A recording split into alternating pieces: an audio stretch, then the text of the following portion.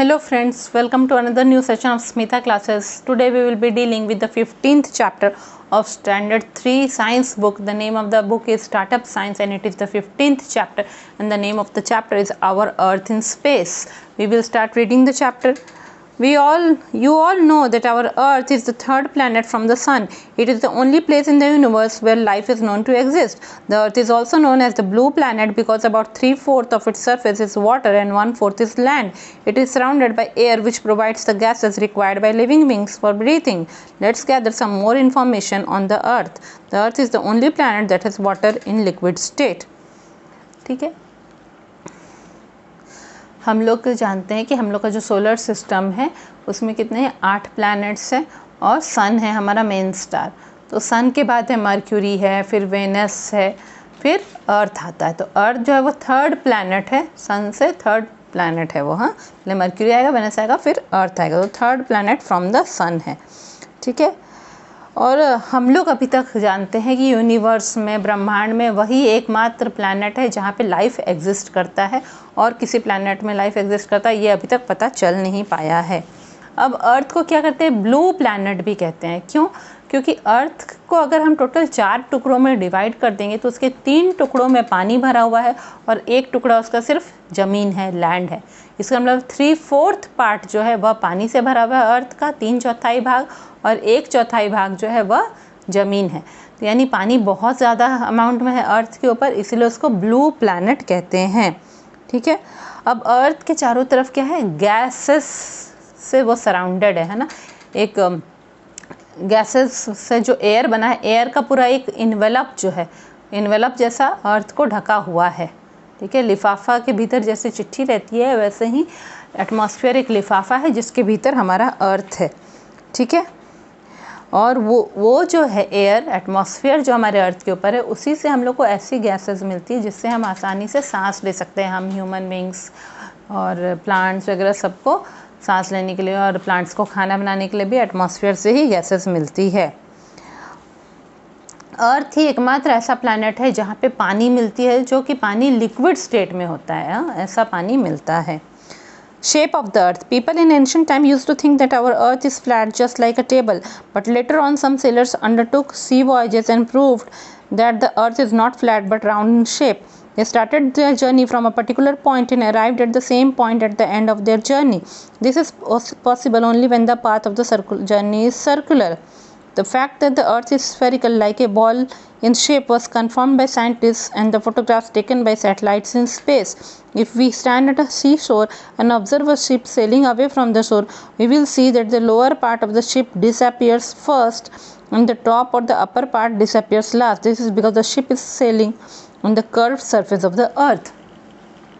पहले के समय में लोग समझते थे कि अर्थ फ्लैट है, जैसे एक स्क्वायर है या रेक्टेंगल है। ठीक है, पर उसके बाद क्या हुआ कि बहुत सारे जो ये सेलर सब होते हैं जो कि पानी के जहाज़ में बैठ के दूर दूर के सफ़र तय करते हैं, तो जो सेलर सब थे वो लोग उसमें निकले, पानी के जहाज़ में बैठ के वो लोग सफ़र तय करने के लिए निकले, अर्थ को एक्सप्लोर करने के लिए निकले। तब जो है कई अराउंड 1 साल बाद या कितने महीनों बाद वह घूमकर उसी जगह पे आ गए जहाँ से उन्होंने शुरुआत की थी, है ना।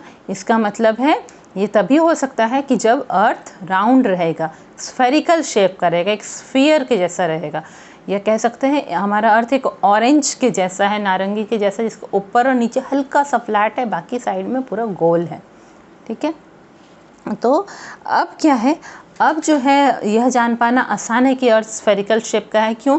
क्योंकि जो सैटेलाइट सब स्पेस में कई देशों ने छोड़े हैं, वहाँ के सैटेलाइट से जाके फ़ोटोग्राफ्स लिया गया वो सैटेलाइट से, तो वो फ़ोटोग्राफ्स देख के हमको पता चल जाता है कि हमारा अर्थ जो है स्फेरिकल शेप का है, गोल शेप का है। आप अगर समुद्र के किनारे पे खड़े रहेंगे और देखेंगे एक पानी का जहाज़ आगे बढ़ रहा है, आगे जाते जा रहा है, हाँ, बहुत देर के बाद आपको क्या दिखाई देगा कि जो है शिप का जो नीचे का भाग है, शिप ऊपर लंबाई में बढ़ा हुआ होगा, लंबाई उसकी होगी ऊपर की तरफ, तो जो शिप का नीचे का भाग है वह पहले दिखाई देना बंद हो जाता है, फिर धीरे धीरे ऊपर का भाग दिखाई देना बंद हो जाता है। ठीक है, तो ऐसा क्यों होता है? ऐसा तभी हो सकता है क्योंकि शिप जो है कर्व्ड सरफेस में, गोल सरफेस में आगे ट्रैवल कर रहा है, इसीलिए धीरे धीरे ऊपर का पार्ट अभी दिखाई ही दे रहा है, तब तक नीचे का पार्ट अंदर चला जाता है। People who have traveled in space have seen the spherical Earth. But why does the Earth appear flat to us? The reason is that we see only a small portion of this huge planet which seems flat.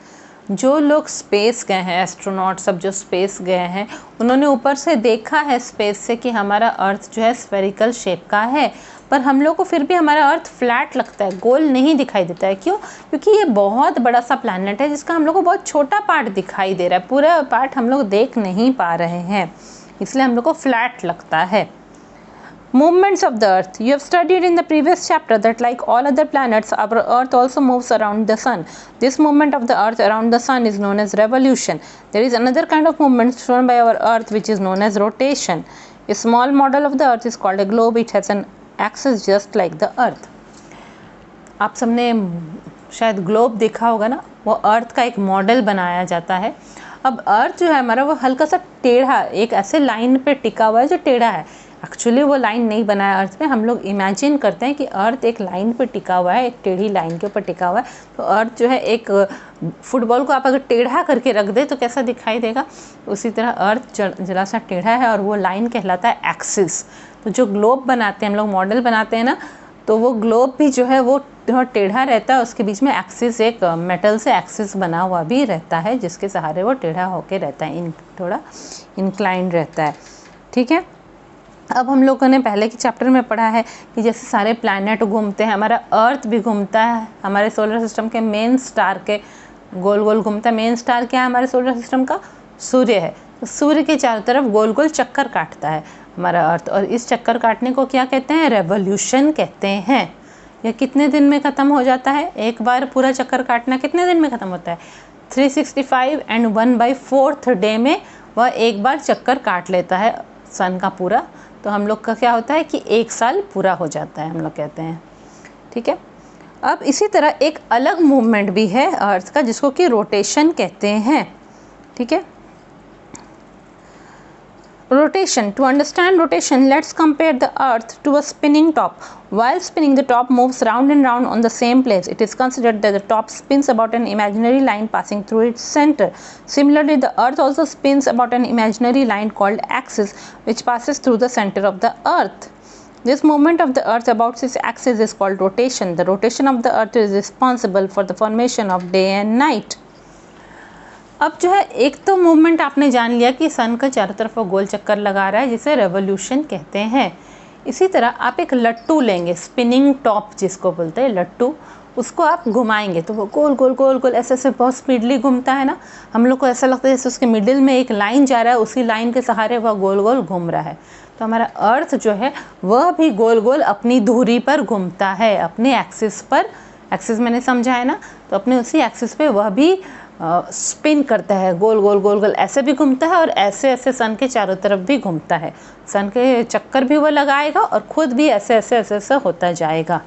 ठीक है, तो इस movement को क्या कहते हैं? Rotation कहते हैं। यह रोटेशन कितने देर में एक रोटेशन लगा लेता है अर्थ? 24 घंटों में। ये रोटेशन के कारण ही दिन और रात हमारे पृथ्वी पे होते हैं। ठीक है, day and night. Our earth spins from west to east. It takes about 24 hours to complete one rotation. This makes a complete day. The earth rotates continuously. While rotating on its axis, the earth also continues to revolve or move around the sun. Therefore, at any time, only one half of the earth faces the sun. So this half of the earth has day, while at the same time, the other half which is away from the sun has night.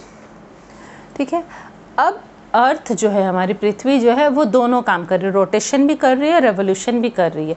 यह rotation एक बार वो ऐसे चक्कर लगाएगी तो वो कितना होगा? 24 घंटों में, 24 आवर्स में कंप्लीट होगा, और हम बोलेंगे एक दिन बीत चुका है।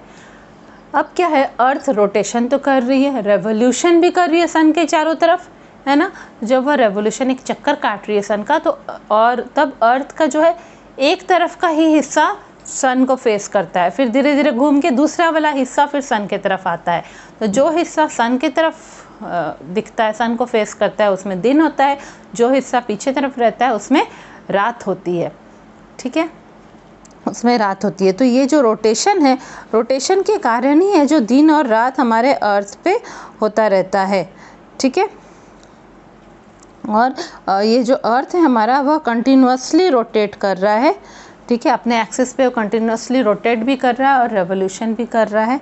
तो जो है एक हाफ सन को फेस करता है जबकि दूसरे हाफ दूर रहता है। तो जो हाफ सन को फेस करेगा वहाँ दिन होता है और दूसरा हाफ जो सन से दूर रहता है वहाँ पे रात होती है, ठीक है। तो रोटेशन और रेवोल्यूशन दोनों ही है। रोटेशन 24 आवर्स में 1 रोटेशन कंप्लीट होता है and it causes day and night. अब हम रेवोल्यूशन के बारे में पढ़ेंगे। The Earth moves around the Sun in a fixed path called its orbit. The revolution is defined as the movement of the Earth around the Sun in its orbit. It takes about 365 days for the Earth to complete one revolution. This makes a year. Revolution of the Earth is responsible for changes in the season. अब क्या है, देखिए हर जो planet है उसका एक, आप कहेंगे एक गोल रास्ता है जिस पे वह घूमता है, सन का एक चक्कर लगाता है। वो उसका फिक्स्ड रास्ता होता है, वह उसी पे चक्कर लगाता है, ठीक है। इस तरह मेरे अर्थ का भी अपना फिक्स्ड एक गोल सर्कल है जिसमें कि वो चक्कर लगाता है। उस सर्कल को ऑर्बिट कहेंगे। उसके मिडिल में सन है, फिर मर्क्यूरी है, फिर वेनस है, फिर लास्ट वाला चक्कर जो है वो अर्थ का है। तो लास्ट वाला जो अर्थ का अपना गोला होता है वह ऑर्बिट कहलाएगा, वह गोल सर्कल जिस पे वह सन के चारों तरफ चक्कर लगाता है, ठीक है। इस चक्कर लगाने को क्या कहते हैं, रेवोल्यूशन कहते हैं। पूरा सन का एक चक्कर पूरा कंप्लीट करने में 365 एंड 1/4 डे लगता है। बहुत सारे बुक में 1/4 पॉइंट को हटा दिया, तो सिर्फ 365 डेज लिखते हैं आसानी के लिए। पर क्या होता है 365 डेज और पूरे एक दिन का, एक दिन को अगर हम 4 भागों में डिवाइड करेंगे तो उसका एक भाग और लगता है, ठीक है। तो इसको कहते हैं रेवोल्यूशन। और रेवोल्यूशन जो एक पूरा रेवोल्यूशन इतने दिन में ख़त्म होता है जिसको हम लोग एक साल कहते हैं, एक वर्ष कहते हैं। 1 ईयर में कंप्लीट होता है एक रेवोल्यूशन। और ये रेवोल्यूशन के कारण ही हमारे अर्थ पे मौसम में चेंजेस आता है, विंटर आता है, समर आता है, यह सन के तरफ चारों तरफ रेवोल्यूशन करने के कारण ही। अब आप यहाँ पे पूछेंगे कि ठीक है ईयर तो आपने बता दिया, पर लीप ईयर क्या होता है। लीप ईयर क्या है कि हर साल जो है 4 भाग एक दिन का, उसका एक भाग कंप्लीट कर रहा है अर्थ घूमने में। तो इस तरह जब 4 साल बीत जाता है तो पूरा एक दिन एक्स्ट्रा कंप्लीट हो जाता है, एक साल के साथ एक दिन और एक्स्ट्रा हो जाता है। तो जो 4th ईयर जिस दिन वह पूरा एक दिन एक्स्ट्रा वो घूम लिया है तो वह 4th ईयर को हम लोग लीप ईयर कहते हैं। और उस दिन जो है फरवरी में एक एक्स्ट्रा डे होता है, कैलेंडर में 29 डेज होता है। नॉर्मली फरवरी में 28 डेज होता है ना, पर उस दिन 29 डेज होता है जिसको कि हम लोग लीप ईयर कहते हैं। अब आप लीप ईयर को कैसे कैलकुलेट कर पाएंगे, तो जो ईयर 4 से पूरा अच्छे से डिवाइड हो पाएगा वह लीप ईयर कहलाएगा। जैसे 2020 2020 ईयर को अगर आप 4 से डिवाइड करेंगे तो आसानी से डिवाइड हो जाएगा completely without leaving any remainder।